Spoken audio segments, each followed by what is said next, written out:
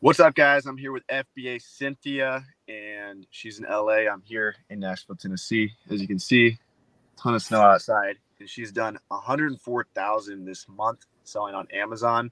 She started in October of 2022, and she's had massive growth. She's done over seven figures the last 12 months. And in this podcast, we're going to break down how she did it and hopefully give you guys some tips on how you can accomplish the same.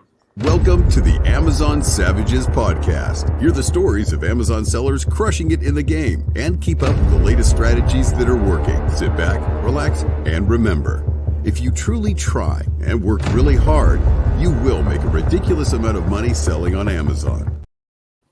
And that's what she did. She worked hard, and 104,000 15 days in the year is incredibly impressive. Do you know by any chance, are you willing to share like what the margin is on that? Like I'm at around 13-14% margin. Nice. Solid. And you said you have the intention of going more wholesale, but you've been Yes. doing a mix of wholesale, online arbitrage, and RA. So yeah, just kind of walk us through like what got you into it. How'd you even find out about selling on Amazon, and what were the first steps Okay. that got you to being profitable? Yeah, for sure. So in 2022, like around July, I kind of just started I was working at a 9 to 5 and I tried to get promoted. They kept denying my application. So I kept like kind of talking about doing Amazon, and then sure enough, I started seeing ads on my phone because just your phone just kind of just listens to you. So I came across an ad on YouTube, Amazon FBA, and I kind of like just did a lot more research, and I ended up taking a course, Larry Labarsky's course, Wholesale Academy. And so I tried to get into the wholesale stuff, and I made like a whole long list of suppliers, but I didn't like really start calling them till like a couple like months later. I had some virtual assistants do the outreach, but this was like in October, so Q4 was already starting in 2022. So I was like, you know what? I just need to get a sale like now. I need to get the ball rolling. So I did some retail arbitrage at Target. I came across like a couple like in the toy section. I picked that up, took that home, listed it, and then it sold like in a couple of days. So I was like, all right, cool, it works. Let's do it. So ended up going back to Target, getting some more items, and I was just doing retail arbitrage. And then I kind of knew a little bit about OA, or online arbitrage, just through like Twitter and like YouTube, seeing like Miles and all those guys' videos. Mm-hmm. And I kind of started going on that route, just like the reverse sourcing, the storefront stocking, and just like following the. I didn't really take a course for online arbitrage. Kind of just learned all like mostly just like hanging out with like in Discord groups and just YouTube and stuff. And then and yeah, I started getting back into like the wholesale outreach in like June, July of the following year, 2023. And I started working with a prep center, started leveraging credit cards, and that's kind of how I started to scale a lot quicker. Mm-hmm. Yeah, and then some virtual assistants, the help with virtual assistants, that kind of helped. And just getting better at sourcing kind of just gave me that like boost. Yeah. So your first 10,000 in sales, was that RA then? Yeah, RA was like my first couple sales. Okay. Halloween time, some Halloween candy and some decorations, seasonal items. Nice. So your first wholesale deal, what did that look like? Did you reach out to a distributor? Did you Google? How did you land that deal? And what type of orders you placing with them? I had a couple of virtual assistants that were doing the outreach for me, and then I would just get the phone calls and then kind of like take it from there. And we'll go through their catalog using like manual sourcing or scan unlimited. And at first, we started with like orders that weren't really going to make us so much profit, but it was just starting the relationship with them, kind of Mhm. just doing a little like it was kind of like a trade-off, like accepting our lower margins just to start the relationship with the wholesaler. And that's kind of how that started. Um, and then I started to do like some deeper orders, like 8K, 10,000 orders, and margins started getting a little better. They give us some discounts, So yeah, that's the kind of the wholesale side. Was the stuff pretty fast moving? Wholesale, the Well, honestly, the wholesale products you're buying, are they honestly, still some of the wholesale items, like I still have them. I even had to recall them because some of them tanked. So, Mhm. but it's like it's stuff that I don't really like feel too bad about it because I learned from it. So, Right. So and this it's also 104,000 that you're selling, how much of that is wholesale versus like it sounds like you got OA pretty dialed in at this point. um right now it's like 60-40, Okay. 60 wholesale and Okay. 40 OA. Nice. Yeah, That's solid. yeah, yeah, it's okay. Yeah, the help with the pet centers actually helps a lot. I have two pet centers. I have one in Oregon for OA, and then in Texas for my wholesale stuff. Mm-hmm. Yeah, Texas has a tax rate right now, so I guess 7.5%. So I make sure I sent them all the stuff that I'm tax exempt on. Yeah. Mhm. Nice. Yeah. Yeah. So what tips would you have for people?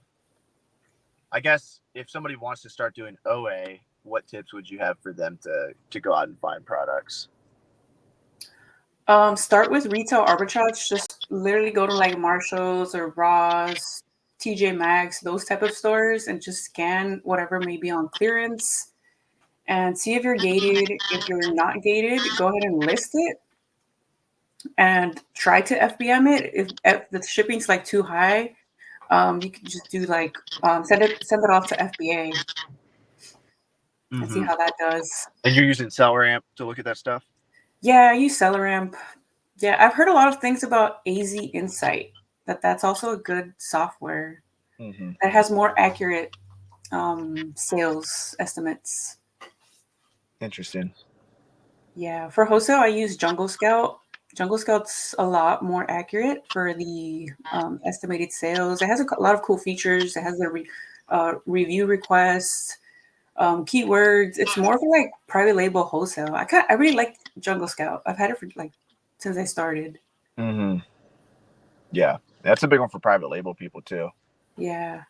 Yeah, right now my strategy for moving forward is I really want to do like my own bundled listing, like kind of like a licensed bundled listing where you combine two items and you kind of I don't know if you have to go through brand registry, honestly, but I mean, I know you can do it through generic, but that's risky because you can risk Amazon taking down your listing. But that's what I want to do. I want to do like a bundled listing, just two items together, or maybe throw in like a little spoon with my own little brand. You know, you've seen those listings, right? Like it's Yeah. like a little coffee or something, and they have a little spoon in there, like it's their branded listing. Yeah. That's what I want to do next. Yeah. That's the next level move a lot of people are doing. Like on the low. People are doing that a lot. Yeah, on the low. That's what it is. Yeah. No one's talking about it. I don't really see it in like so many courses. I've took wholesale academy. I didn't see it in his course. Right now I'm taking Amazon Lit. I know he has a section in there in that Ooh, let's course. talk about that. What's the Amazon difference? Lit? Oh yeah, that Which course course is is better? that course is top I'm notch. gonna have Oh, Larry honestly, and Watch Me Amazon at Miami Sellers Conference. So I'll bring the boxing gloves so they can settle their beef. No, I'm just kidding. They don't have any beef. But what's the they're difference? both really Because good. I've been through Watch Me Amazons. I haven't been through Amazon Lit, but I love both those guys. All three of those guys.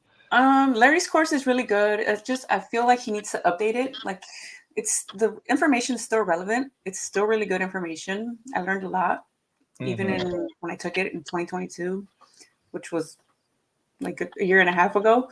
Yeah. But I mean, the information's still good. It just doesn't have any like advanced strategies. It just has like the whole outreach stuff, software stuff. It's a great course in general. Amazon Lit is more strategic, like how to set up your warehouse, how to have it like in a use section so you can be more effective and pushing out inventory as fast as possible, how to hire your employees, branded bundle listings, just a bunch of cool like strategic stuff in there. You said branded bundle listings. Is that kind of what Yeah, you're talking about? yeah, that's the one. That's I'm like super interested in that section. Have you done brand registry, or you're working on it? No, I've been looking into it. Like right now, I'm doing the whole research on which 2 bundles I want to work on. I already have a list of like 2 or 3 bundles I want to do. And I'm kind of just reaching out to like Alibaba suppliers for like a little spoon or like a little something to throw in there. So it's kind of in the works. And then would you have the prep center handle all that? Yeah. I want to be hands off. I still do a little bit of FBM here and there. I still do a little bit of FBA prep as well. But like, yeah, I want to be completely leveraged because I did it for like a whole year and something, and I'm just tired of it. Yeah. Sure. And What do you think you'll be able to maintain? I guess you're on pace to do 200K in sales. Do you think you'll be able to maintain that as the year goes on and hit like a two? hopefully.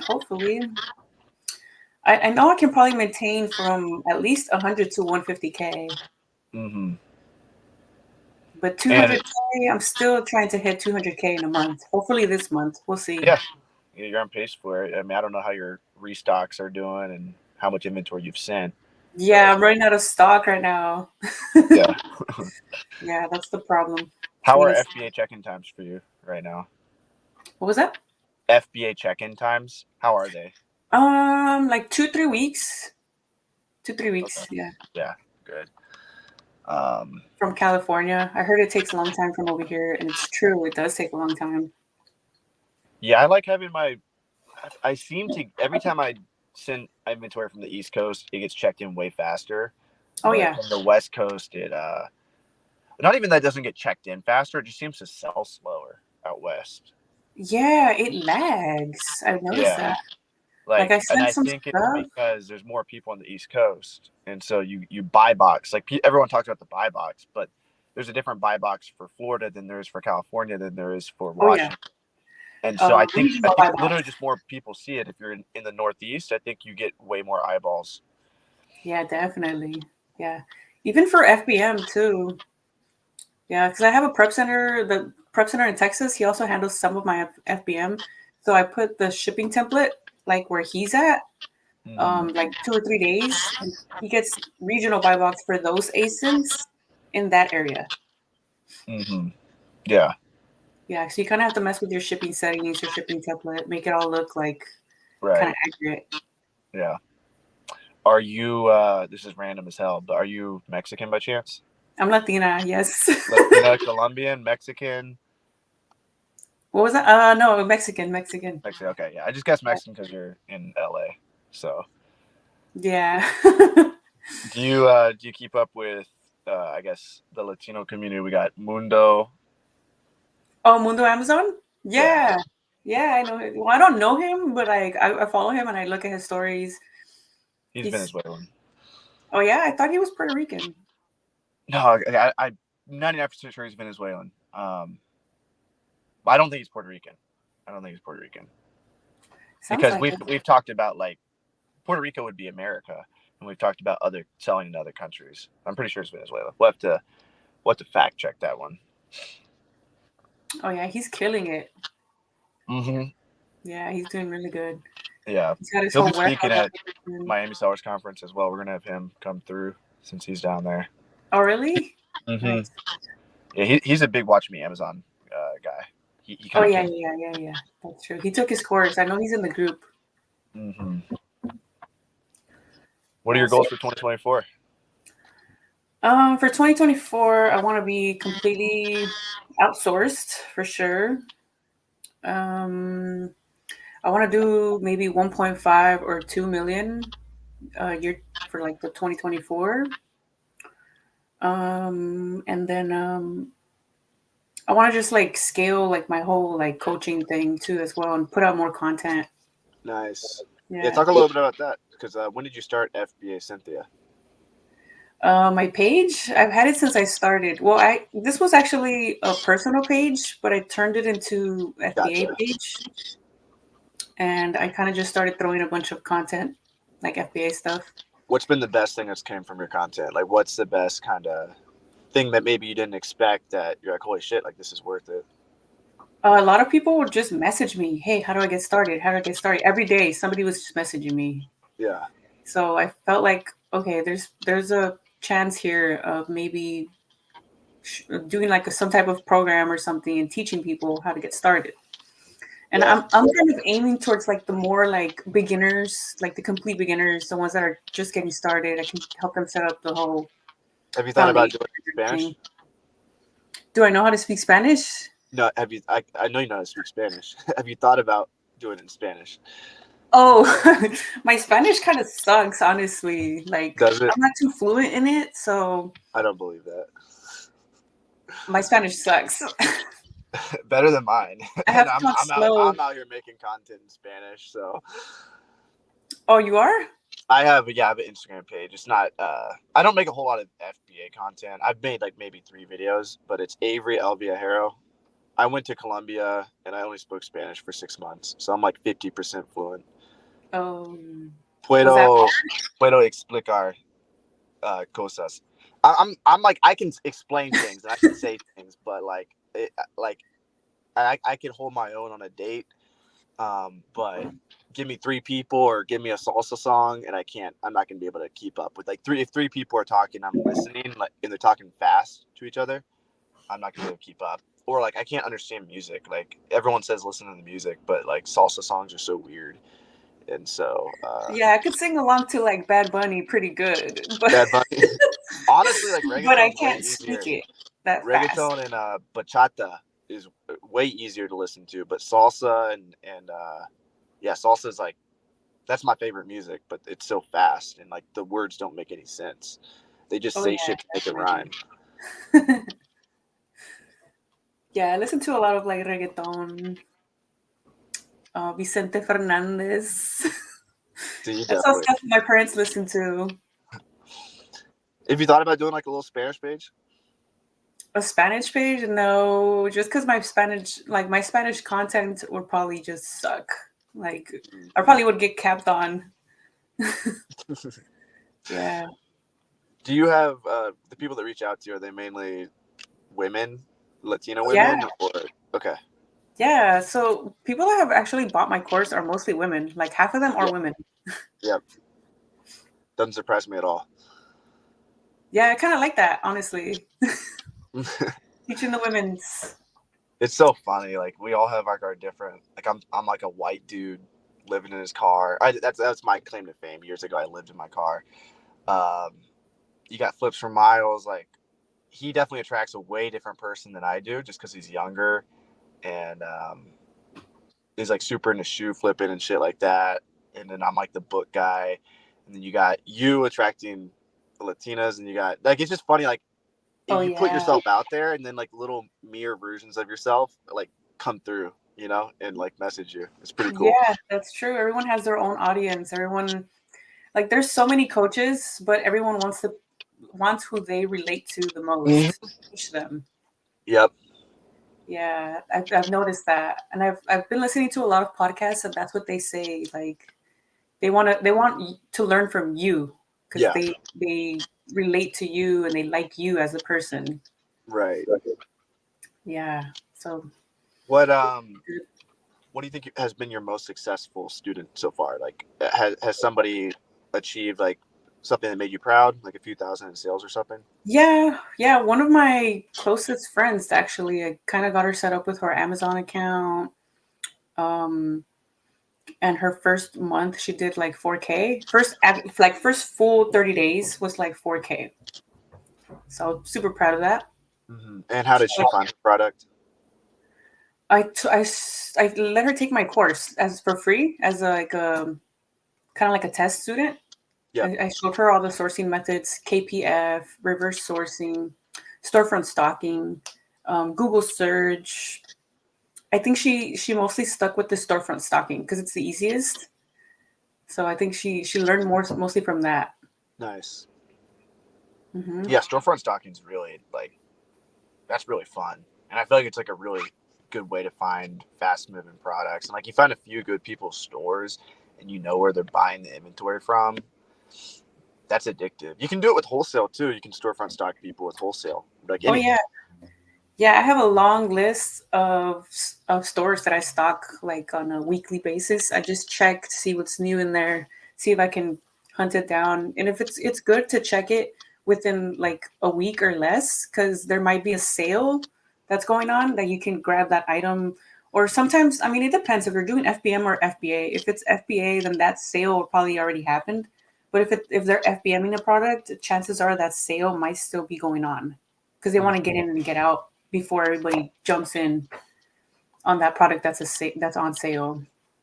Is there anything special you do with storefront stocking that maybe everyone doesn't do that you feel like is unique to you, like a weird strategy? Do you sort by brands? Do you like how are you?